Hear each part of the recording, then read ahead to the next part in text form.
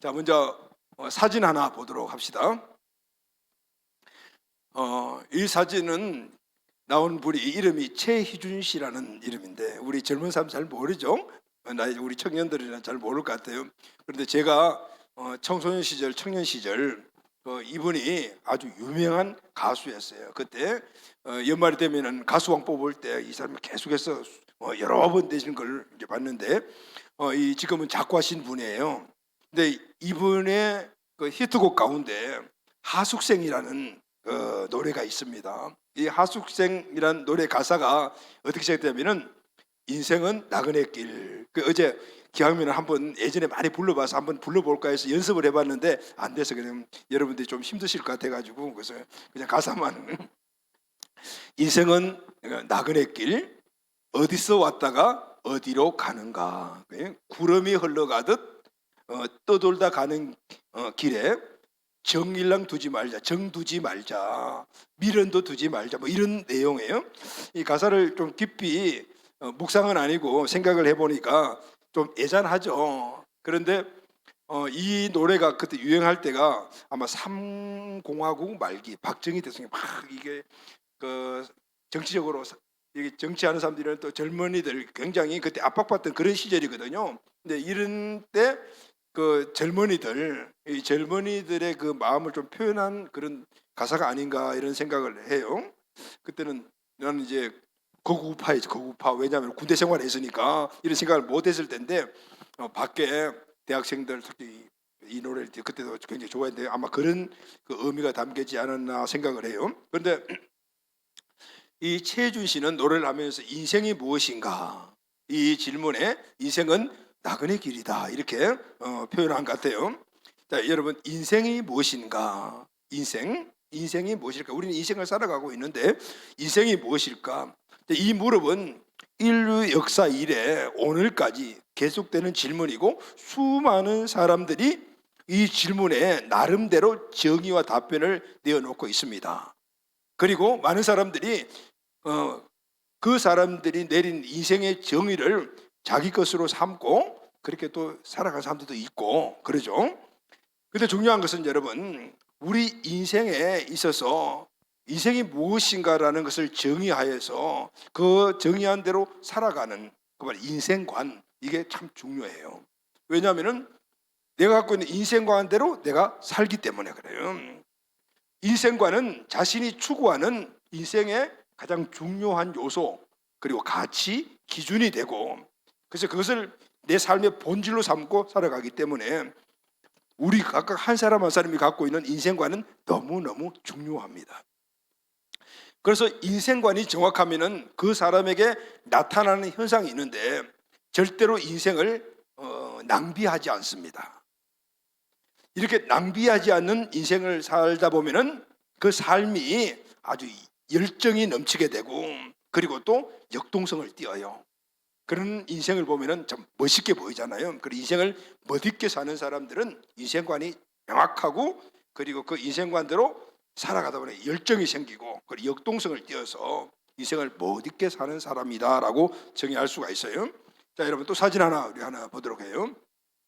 자, 이 사진 여러분 누군지 아시죠? 현성원 씨라는 분이신데 우리 교회도 한번 왔잖아요. 인터넷 강의로 유명한 이런 어떤 하나의 그룹을 만든 정말 젊은 사람인데 대단한 사람이잖아요.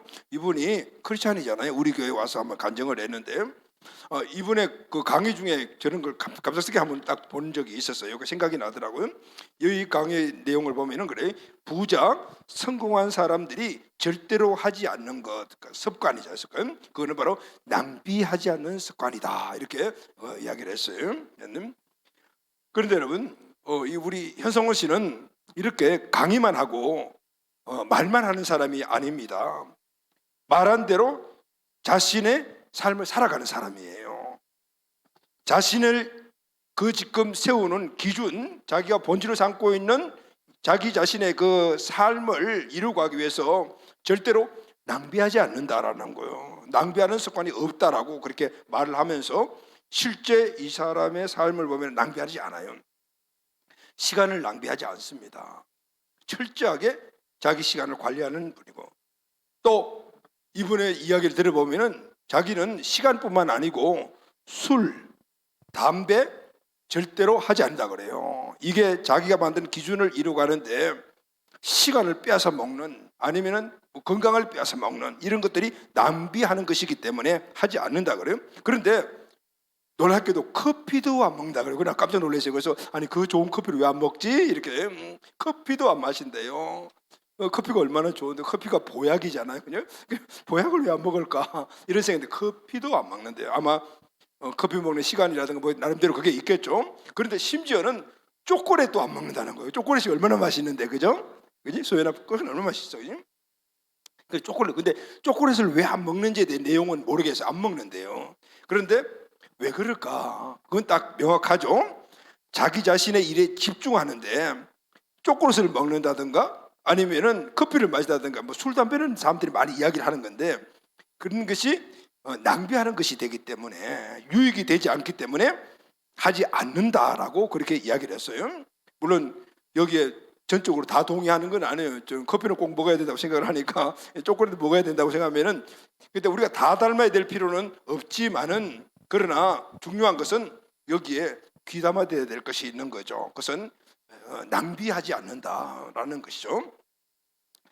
자기가 갖고 있는 그 인생을 성공적으로 살고 그리고 그것을 이루기 위해서는 낭비할 수 있는 요소들을 차단하겠다라는 이런 그분의 생각을 우리는 꼭 닮아야 될 것 같아요. 아멘.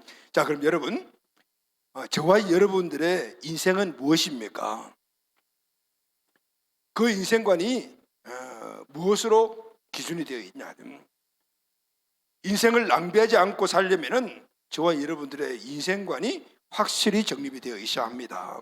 그래야만이 성공적인 삶을 살 수가 있습니다. 우리 인생은요, 한번 지나온 인생을 돌이킬 수가 없어요. 바꿀 수가 없어요. 그래서 한 번뿐인 인생이기 때문에 만약에 이렇게 실패하고 잘못되면은 그 돌이킬 수가 없죠. 물론 실패하고 잘못된 것을 우리가 자원, 에너지 삼아서 미래를 볼 수 있지만은 근데 그 후회들이 많은 것도 있으면 나중에 돌이킬 수 없기 때문에 후회하지 않으려면은 낭비하지 않는 그런 기준을 세워놓고 살아가야 되지 않겠습니까? 아멘. 아멘. 자, 그러면은 인생을 낭비하지 않고 잘 살았던 사람이 누구일까요? 많은 사람들이 그런 롤 모델을 하나씩 세워놓고 그 사람을 닮아요. 현성원 씨 그 인터넷 강의 사람들이 저런 강의를 많이 보려고 해요. 여러분들도 아마 뭔가 내가 인생에 어떤 기준을 세울 때 어떤 사람의 모습을 그 사람이 사는 삶을 환경을 보고 대부분이 세우거든요. 틀림없이 그런 롤 모델이 있을 거예요. 없으면은 그건 뭐 큰 문제죠. 근데 대부분이 뭔가 인생을 제대로 한번 살아보겠다면은 그 롤 모델이 다 있어요. 그러면은 내가 인생을 낭비하지 않고 그렇게 살아가면 내가 지금 갖고 있는 인생의 롤 모델은 누구인가라는 것이죠. 물론 각각 개인의 자기 세운 인생관에 따라서 대상이 다를 수가 있겠죠. 자, 그러면은 우선 그런 거 접고 오늘 우리는 모두가 저와 여러분들의 공통점이 있어요. 이 공통점 안에서 우리 인생에 낭비하지 않는 그 모습을 한번 원인을 찾아볼 건데 이거는 꼭 우리는 공통점 외에도 내 인생의 삶에서 오늘 이 원리는 저는 적용된다고 생각을 합니다. 오늘 이 말씀 우리 마음속에 잘 새겨두고 우리 인생을 멋있게 한번 살아보는 우리 가족들이 되기를 바랍니다. 아멘. 그렇다면은 지금 저와 여러분들 우리의 공통점이 뭘까요? 그것은 딱 하나죠. 예수 그리스도를 구원자 주인으로 믿고 아멘. 구원받은 하나님의 자녀 아멘. 그리고 우리 하나님의 자녀는 결국은 제자가 되고 그리스도인이잖아요. 그러면은 공통점이 우리가 그리스도인이라는 거예요. 그럼 그리스도인이 오늘 이 땅에서 그리스도인으로서 그 기준을 가지고 살아갈 때 그 그리스도인으로 제대로 살아가려면 낭비하지 말아야 될 것이 뭘까? 낭비하지 않으려면 어떤 요소들을 우리가 꼭 붙잡아야 될 것인가? 이걸 우리가 한번 생각해 봐야 될 것 같아요. 자, 그러면은 우리가 그리스도인이라면은 성경에 믿음으로 그리스도인으로 살았던 사람들이 많이 나와요. 그러면 우리가 실제 롤 모델로 세워야 될 사람들이 누구일까요? 금방 답이 나와요. 누구죠? 바울입니다. 사도 바울입니다. 사도 바울의 삶을 보게 되면 그는 자기에게 주어진 그 일 때문에 인생을 낭비하지 않고 엑기스같이 살았던 사람입니다.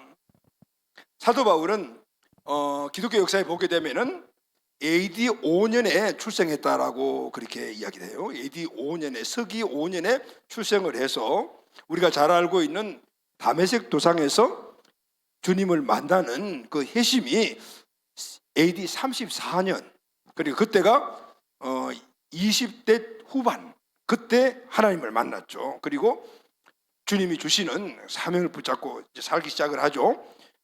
수많은 그 삶을 살다가 AD 62년에 사망했다. 그 로마에서 순교했다라고 그렇게 돼. 그러면 나이가 이게 전부 추론되고 확실한 나이가 아니니까 한 57세에서 60세 정도. 그러면은 주님 만나고 난 다음에 주님의 주신 사명의 삶은 약 35년에서 40년 정도 살았다. 이렇게 보면 맞게요. 사도 바울의 이 생애는 60세 정도까지 살았는데 그 중에 주님의 일에 최선을 다해 살았던 그 삶은 약 35년에서 40세다. 자, 이렇게 예수님의 공생애 같이 그런 삶을 살은 이 사도 바울은 20세 후반에 예수님을 이렇게 만나고 그 후에 오직 하나님이 주신 일에 쉬지 않고 집중했던 것을 볼 수가 있습니다. 3번에 걸친 전도 여행을 통해서 소아시아 지역 그리고 또 유럽 초입에 교회를 세웠는데 1세기에 세워진 교회들은 대부분이 사도 바울이 교회를 세웠고, 그리고 그 교회를 통해서 사도 바울의 제자들이 또 다른 교회를 이렇게 세운 그 모습을 역사에서 볼 수가 있습니다. 인생 끝무렵에 이렇게 삶을 살았던 사도 바울이 인생의 끝무렵이 다가왔다라는 것을 알고 그 사랑하는 영적 아들인 디모데에게 보낸 편지가 있는데, 그게 디모데 전 후서에서 쭉 나와요. 그 중에 중요한 간증 같은 그런 고백이 디모데후서 4장 6절에서 8절에 나옵니다. 우리 다 같이 한번 읽어보도록 할까요? 다 같이 시작. 전제와 같이 내가 벌써 부어지고 나의 떠날 시각이 가까웠도다. 나는 선한 싸움을 싸우고 나의 달려갈 길을 마치고 믿음을 지켰으니 이제 후로는 나를 위하여 의의 면류관이 예비되었으므로 주 곧 의로우신 재판장이 그날에 내게 주실 것이며 내게만 아니라 주의 나타나심을 사모하는 모든 자에게도니라. 자기의 이 하나님이 부르신 이후에 지금 곧 순교하기 직전까지의 이 삶을 되돌아보면서 사랑하는 아들에게 유언과 같은 그런 그 내용의 이 편지죠. 전제와 같이 내가 벌써 부어지고, 전제는 4대 제사를 드릴 때 그 메인 제사 위에 붓는 포도주, 이걸 말고 전제라고 이야기를 하는데, 이 고백은 사도 바울이 정말 엄청 큰 일을 했잖아요. 많은 일을 했잖아요. 그러다 보면은 모든 것이 나는 메인이야 이렇게 이야기할 수가 있는데 그게 아니에요. 나는 서브로 일했다, 보조 일을 했다라고 아주 겸손의 모습을, 하나님 일 앞에서 겸손의 모습을 보여주고 있죠. 그리고 나의 떠날 시간이 가까웠다. 그리고 자기 자신을 쭉 돌아보면서 나는 선한 싸움을 싸웠다. 하나님 주신 그 삶의 길을 달렸다. 그리고 믿음을 지켰다라고 자기 자신의 이때까지 삶을 회고하고 난 이후에 이제 후로는 내가 이제 인생을 끝마치고 주님을 만나러 가, 주님을 만난 그날 나를 위하여 의의 면류관이 예비되어 있으므로 아멘. 의로우신 재판장이 내게 줄 것이다. 여러분, 오늘 이 고백 안에는 어떤 의미가 있습니까? 사도 바울은 자기 자신의 인생의 삶을 쭉 돌이켜보면서 그래도 내가 주님 만났을 때 상 받을 만한 일을 했구나, 스스로 자기 자신의 삶을 이렇게 평가를 하고 있는 걸 볼 수 있죠. 그리고 나뿐만 아니고 너도 네가 살게 되면은 이것을 삼하고 살게 되면 동일하게 받을 거야. 살아온 자신의 인생을 돌이켜보면서 어느 정도는 만족하고 있다라는 거죠. 참 대단하죠, 여러분. 우리가 인생의 마지막 즈음에 내 인생을 돌이켜보면서 사도와 같이 후회 없이 살았구나, 주님을 만나도 떳떳하겠구나, 이런 생각을 할 수 있어야 될 하는 것입니다. 이런 고백은 자신의 인생을 낭비하지 않는 자만이 할 수 있습니다. 사도 바울은 그렇다면 어떻게 인생을 하나님이 자기에게 주어진 그 삶을 올곧게 붙잡고 다른 것 일로 낭비하지 않고 그렇게 살았을까? 여러분 궁금하지 않습니까? 오늘 본문에서 우리는 그 답을 찾을 수가 있습니다. 그리스도인이라는 이 이름표가 붙은 저와 여러분들, 그리스도인으로 사는 것은 우리 인생에서 내가 몸을 그냥 딱 한 번 사는 인생인데 낭비하지 않고 올곧게 그리스도의 삶을 살아야 되지 않겠습니까? 우리는 누구나 사도 바울의 고백같이 의로운 재판장 예수 그리스도를 우리는 이 땅을 마감하고 다 만나게 될 텐데 사도 바울처럼 나를 위하여 의의 멸관이 예배되었구나 라는 그런 내 자신의 삶을 스스로 그렇게 간증할 수 있는 우리가 돼야 되지 않겠습니까? 오늘 이 말씀을 통해서 우리의 무뎌진 하나님의 자녀의 삶이 회복되기를 예수님의 이름으로 축복합니다. 아멘. 자, 그럼 사도 바울처럼 우리가 인생을 낭비하지 않으려면 첫째, 분명한 정체성을 가지고 있어야 합니다. 할렐루야. 아멘. 분명한 정체성을 가지고 있어야 합니다. 낭비하지 않는 인생을 살려면 내가 누구인가라는 정체성을 확실히 알고 있어야 돼요.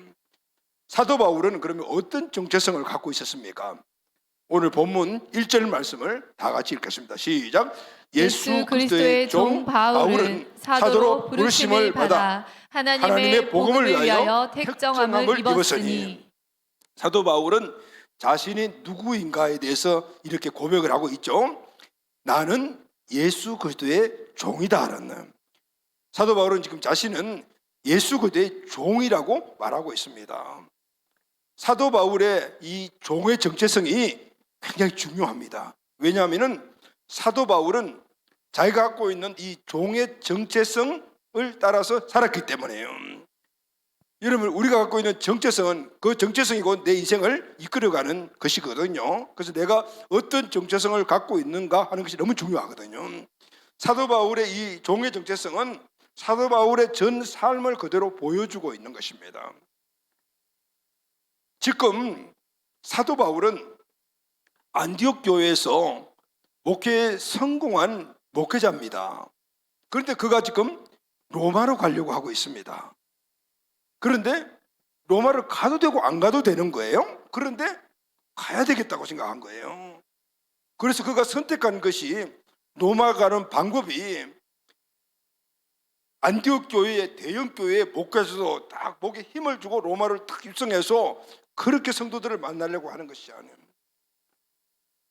여러 상황 때문에 갈 수 없는 환경을 알고 그는 스스로 죄수의 신분이 됩니다. 그는 죄수가 그냥 사형수의 신분이 되어서 그는 스스로 결단한 거예요.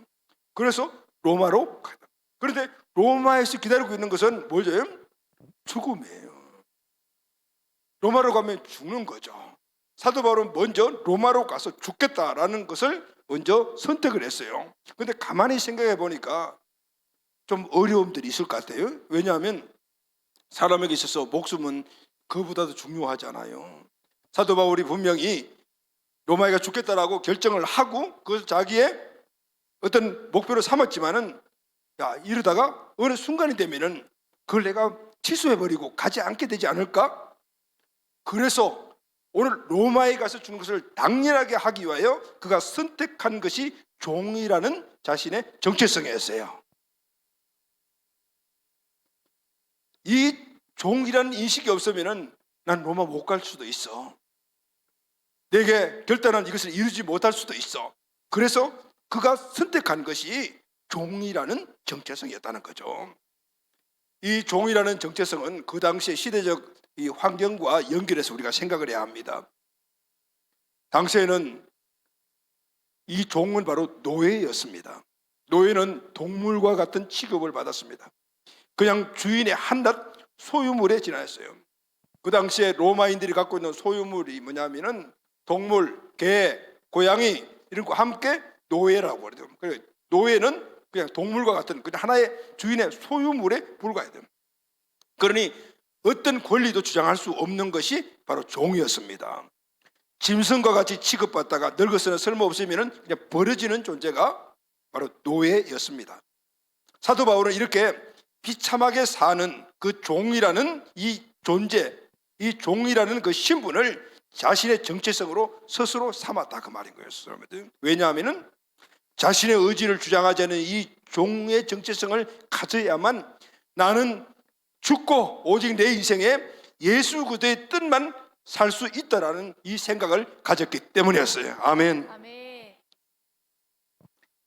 이 종이라는 정체성이 없으면은 하나님 주신 사명이고 내가 결단했지만은 로마에 나는 안 갈, 이렇게 생각할 수도 있겠다는 생각에서 꼭 로마에 가겠다는 이 최종적인 그 결단을 바로 종의 정체성을 가졌잖아요.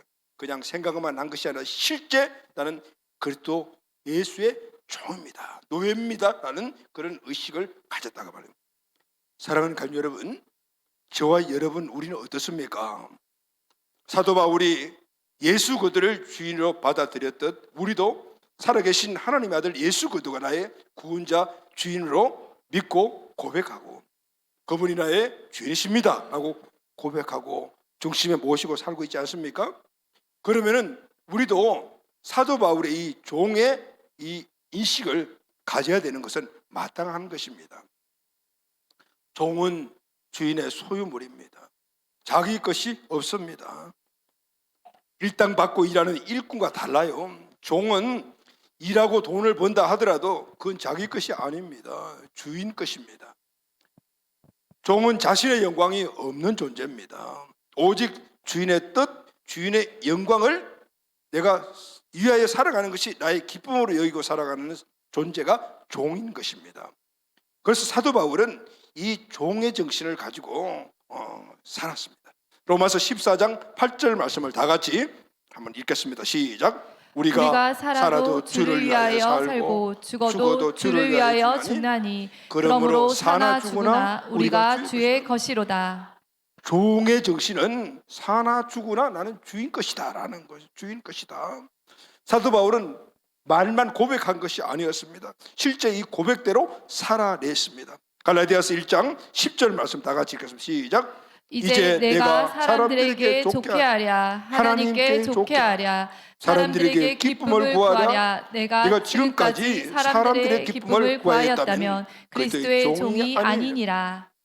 내가 그리스도의 종이라는 이 인식, 이 확신을 가진 사도 바울은 종으로서 해야 될 일은 오직 주인만 바라보고 주인 입만 바라보고 주인 입에서 나오는 말대로 움직이고 그리고 스스로 해야 될 일은 주인이 뭘 기뻐하냐, 주인이 좋아하는 것이 뭐냐, 거기에 맞춰 삶을 살았다는 거예요. 아멘. 그래서 다른 것 안 봤어요. 견는지 하지 않았어요. 다른 사람 보지 않았어요. 오직 예수 그리스도만 바라보고 예수 그리스도의 입만 바라보고 그분의 입술에 나오는 말씀만 바라보고 그렇게 살았다.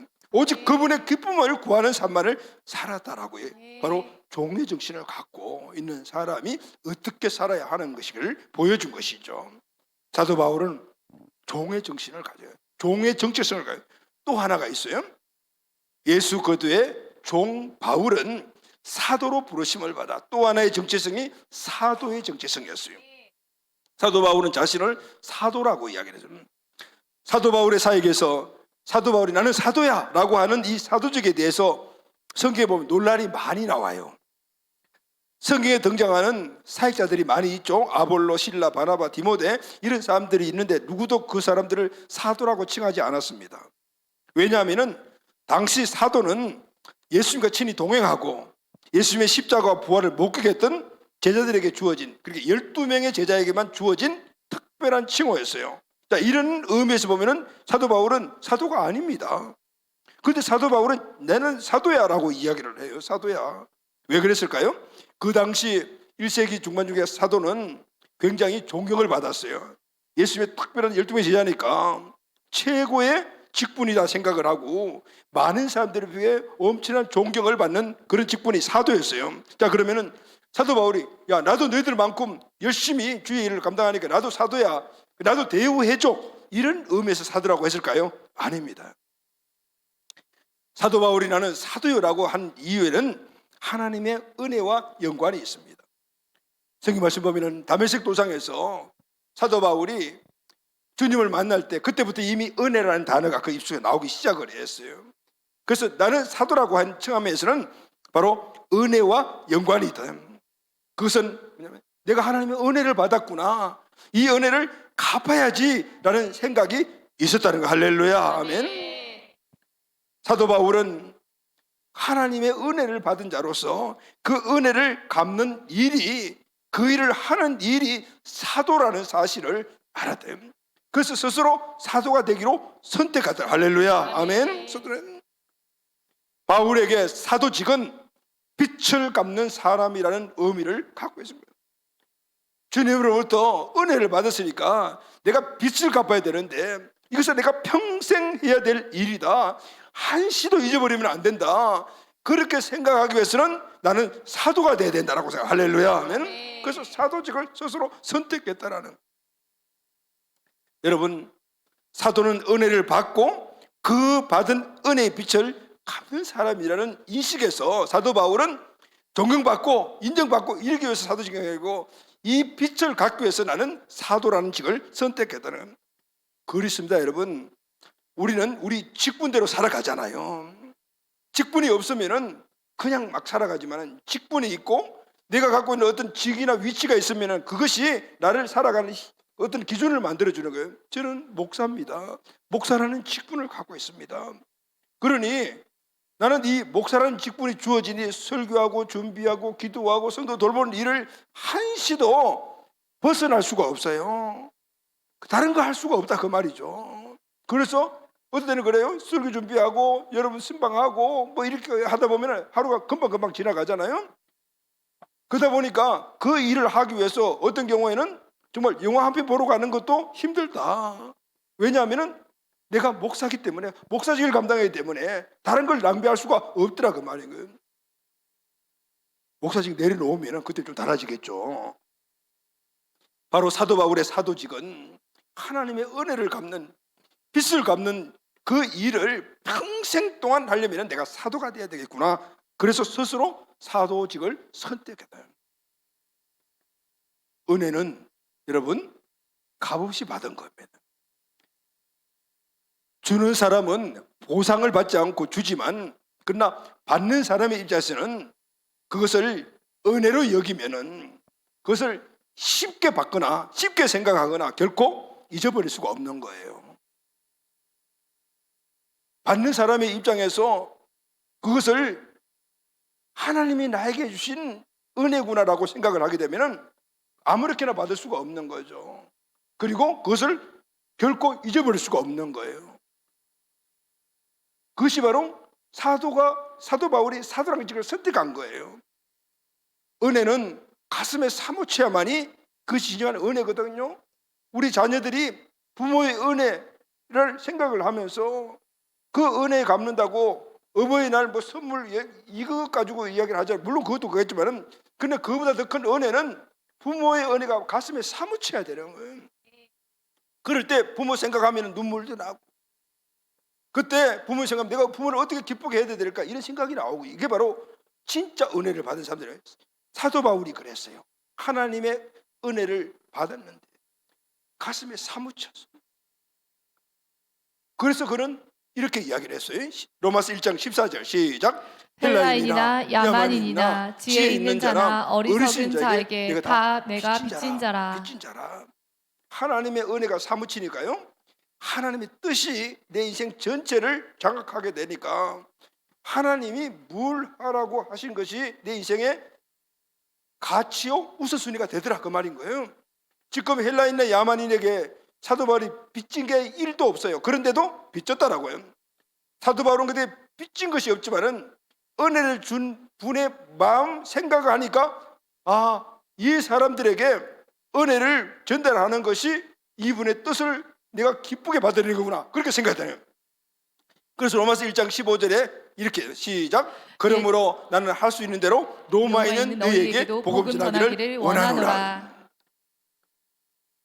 내가 은혜를 받은 그분이 오늘 나에게 하신 말씀이 예루살렘과 유대와 사마리아 땅끝까지 가거라 했으니, 이제는 로마에 가고, 그리고 그때 땅끝이 스페인이거든요. 스페인까지 가야 되리라. 그래서 오늘 로마에 있는 너에게로 내가 갈 것이다 라고 목표를 정했다. 그러면 그게 바로 빚지를 갚는 것이다. 나는 예수 그리스도의 종이다.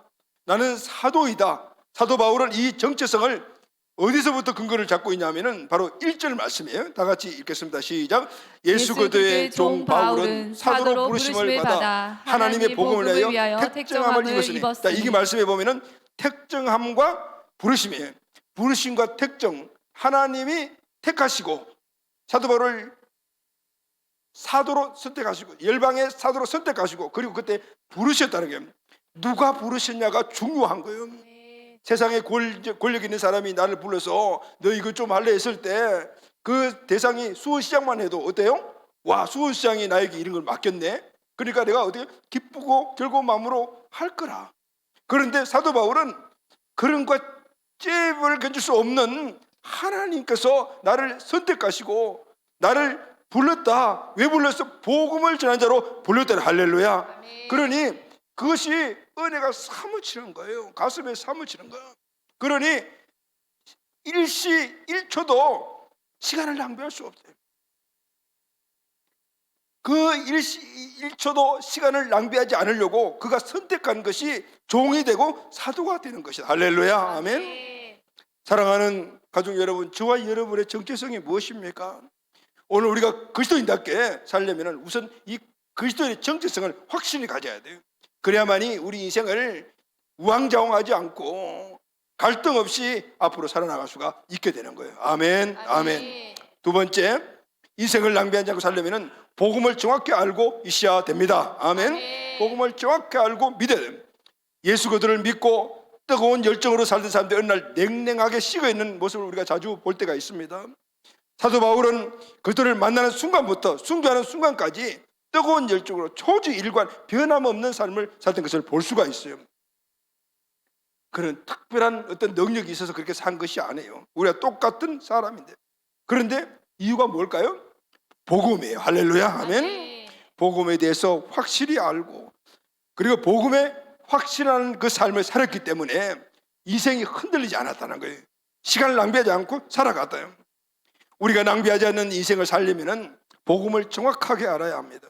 그리고 그 복음의 진리의 터 위에 우리 인생의 집을 짓고 살아가요. 할렐루야. 아멘. 이것이 그리스도인의 낭비하지 않는 인생이며 이렇게 살 때 내 인생은 바울처럼 초지일관 열정적인 인생이 됩니다. 이 인생을 살아낼 때 나의 인생은 하나님께서 별같이 빛나는 인생으로 바꿔주시는 거예요. 할렐루야. 아멘.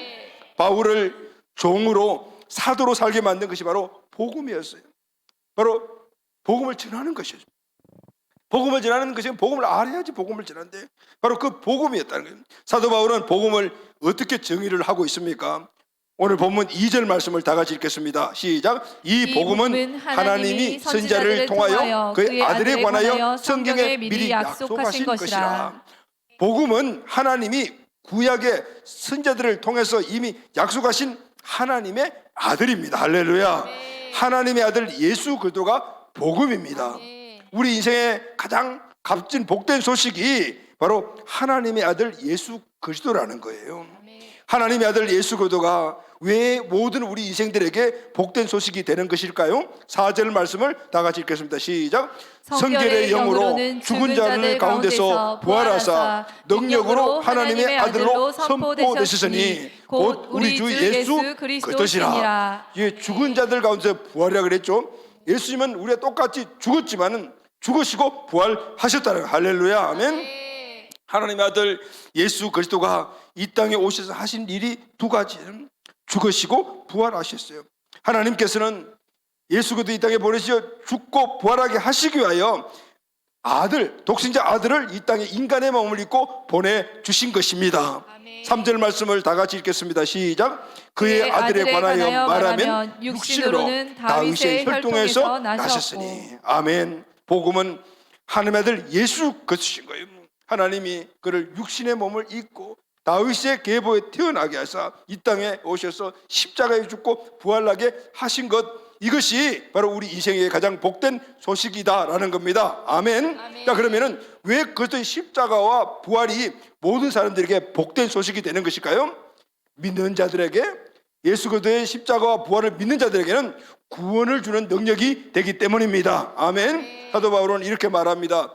로마서 1장 16절 다 같이 시작. 내가 복음을 부끄러워하지 아니하노니 이 복음은 모든 믿는 자에게 구원을 주시는 하나님의 능력이 됨이라. 먼저는 유대인에게요 그리고 헬라인에게로다. 복음을 믿는 자는 구원을 받습니다. 아멘. 이 말씀은 예수 그리스도의 십자가의 구원자로 부활하신 예수 그리스도 주인으로 믿으면 구원을 받는다는 겁니다. 아멘. 예수 그리스도의 십자가는 우리 인생들의 최악의 문제인 죄의 문제를 다 해결했습니다.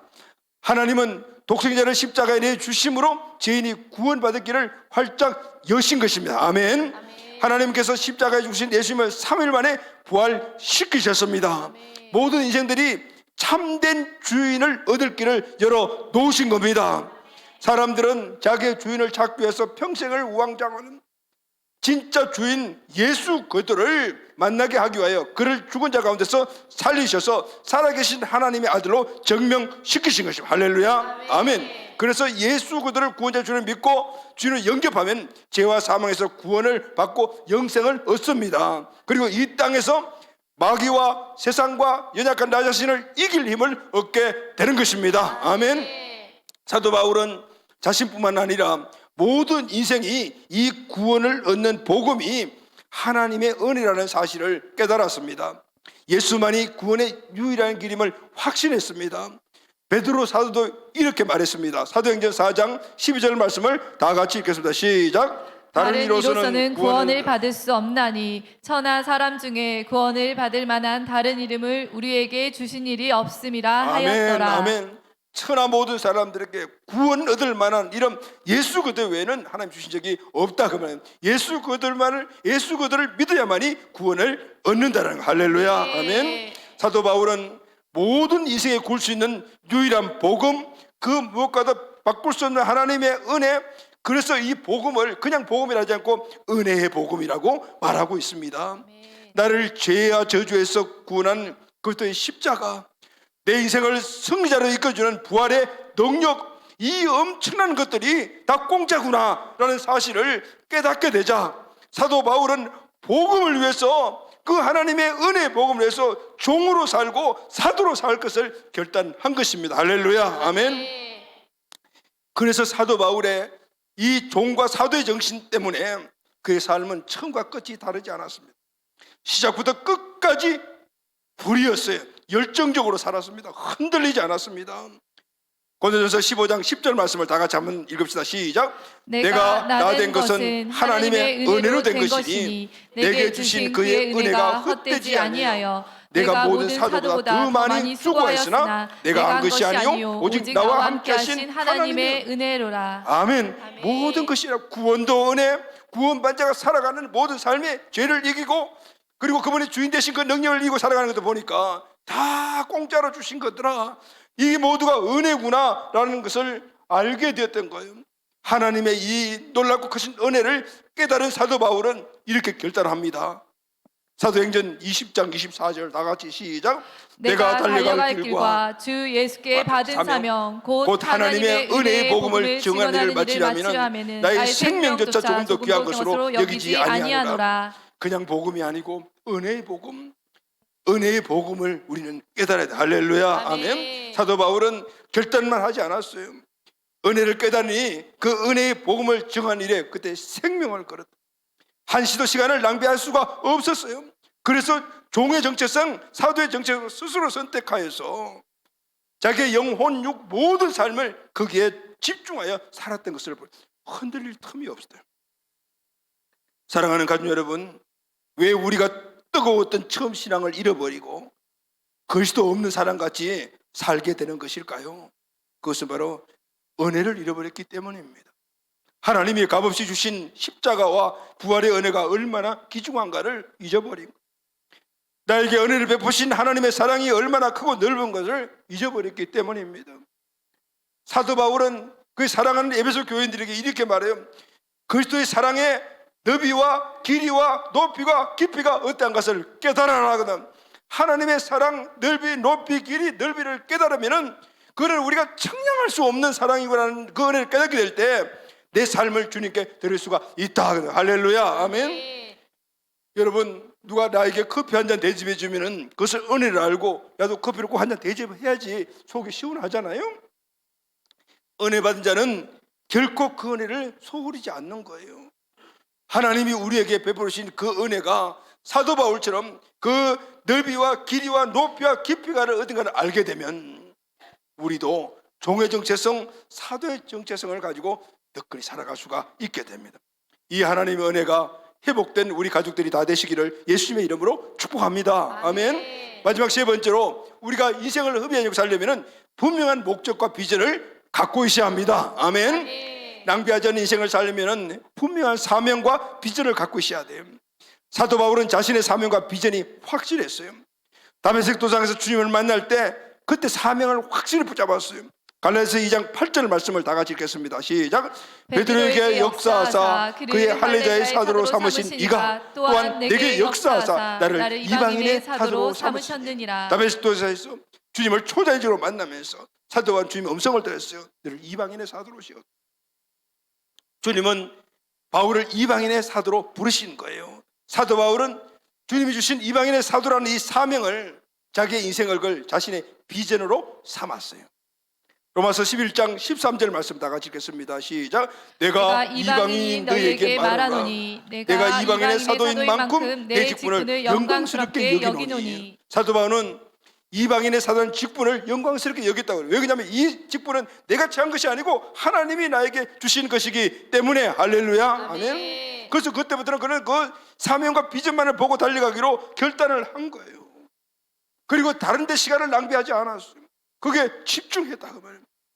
하나님이 나를 부르시고 선택해 주신 이 고귀한 사명, 그걸 이루는데 한눈 팔 겨를이 없듯이 시간 낭비할 수가 없더라는 거예요.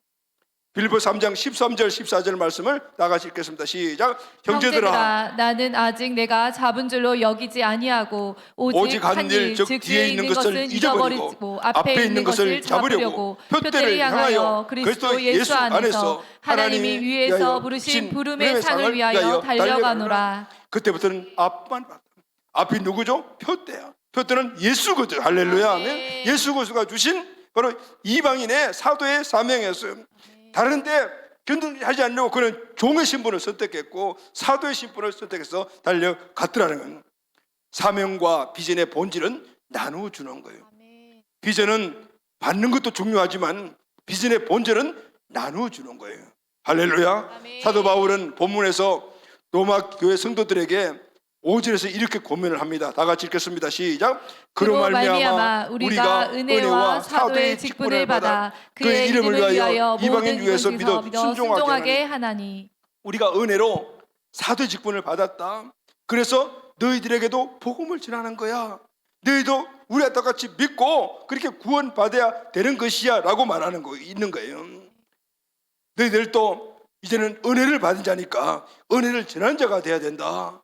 비전은 나만 갖고 있는 것이 여기 고여 있는 것이 아니고 흘러보내는 것이다. 내가 너희들 흘러보내지 너희들도 받고 흘러보내라. 이렇게 말씀하고 있는 거예요. 로마서 1장 6절 말씀을 다 같이 읽겠습니다. 시작. 너희도 그들 중에서 예수 그리스도의 것으로 부르심을 받은 자니라. 할렐루야. 아멘. 내가 부름 받듯이 너희도 부름을 받았다. 예수 안에서 동일한 부름 받기 때문에 너희들도 나와 같이 너희들에게 흘러보낼 때 너희들도 복음을 흘러보내는 자가 되어라.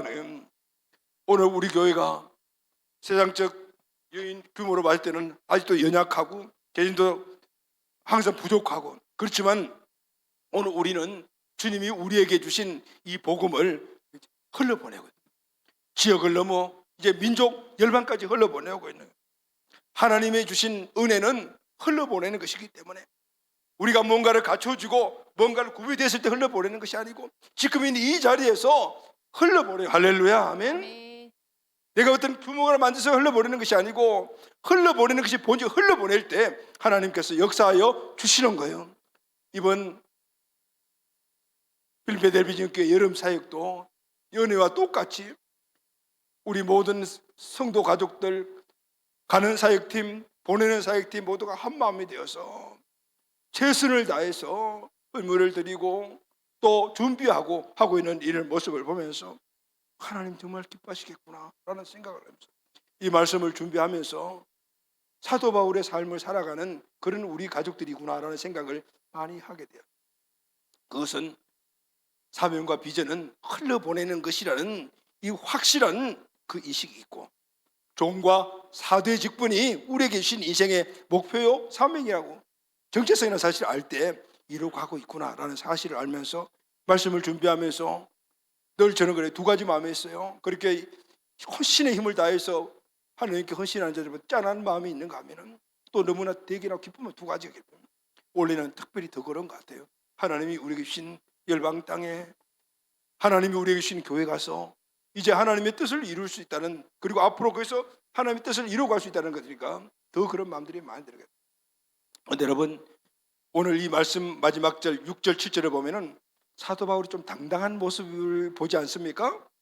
여러분, 우리가 복음을 전할 때 그걸 어떻게 잘 이렇게 격려하고 그리고 또 위로하면서 복음을 전하는 경향인데 당당해요. 당당해요.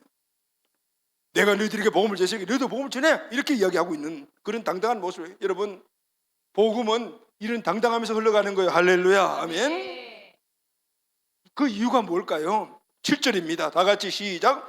로마에서 하나님의 사랑하심을 받고 성도로 부르심을 받은 모든 자에게 하나님 우리 아버지와 주 예수 그리스도로부터 은혜와 평강이 있기를 원하노라. 아멘. 사도 바울의 소원은 모든 성도들의 삶에 은혜와 평강이 있기를 바라는 마음이었어요. 아멘. 그 은혜와 평강을 누가 주시죠? 우리 아버지 하나님 주 예수 그리스도가 주시는 거예요.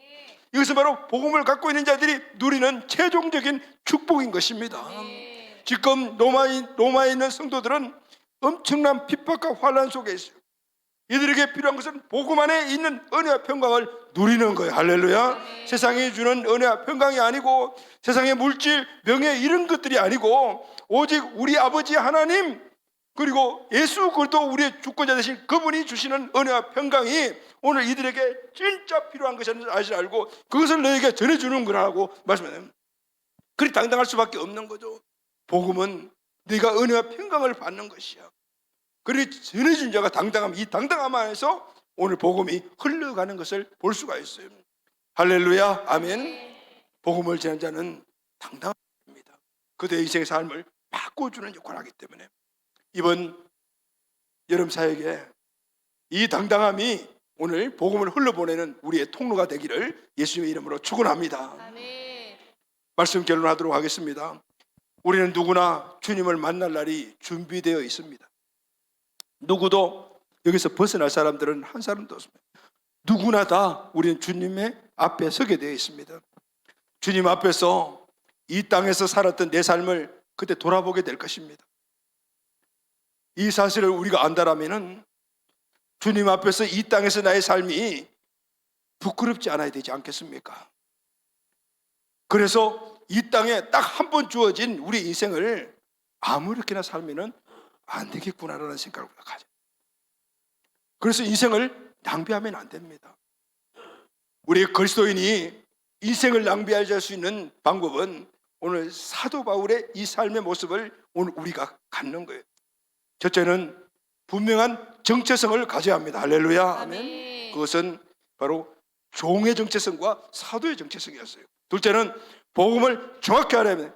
복음은 은혜입니다. 할렐루야. 한량없이 큰 은혜, 넓이와 깊이와 높이를 측량할 수 없는 하나님의 은혜. 세 번째는 오늘 이 복음을 전하는 통로의 삶을 살아야 된다는 사명과 비전의 삶입니다. 할렐루야, 아멘. 사랑하는 여러분, 7월 8월 선교의 달, 선교 축제를 통해서 우리는 교회관에 대해서 복음을 전하는 이 교회에 대해서 우리가 함께 배웠고, 이제는 사도 바울처럼 교회를 세우는 자의 삶의 모습은 어떤 모습을 가지고 살아간다. 낭비하지 않는 삶을 살아요. 그것은 정체성의 확신과 그리고 우리가 주신 은혜를, 복음의 은혜를 알고 그것을 사명과 비전을 잡고 흘러보낸 자라는 것을 알게 돼요. 이 은혜가 하나님이 세우신 우리 베델 비전 공동체, 우리 한 사람 한 사람인 교회 우리 모두에게 주시는 하나님의 큰 축복이 되기를 예수님의 이름으로 축원합니다. 아멘.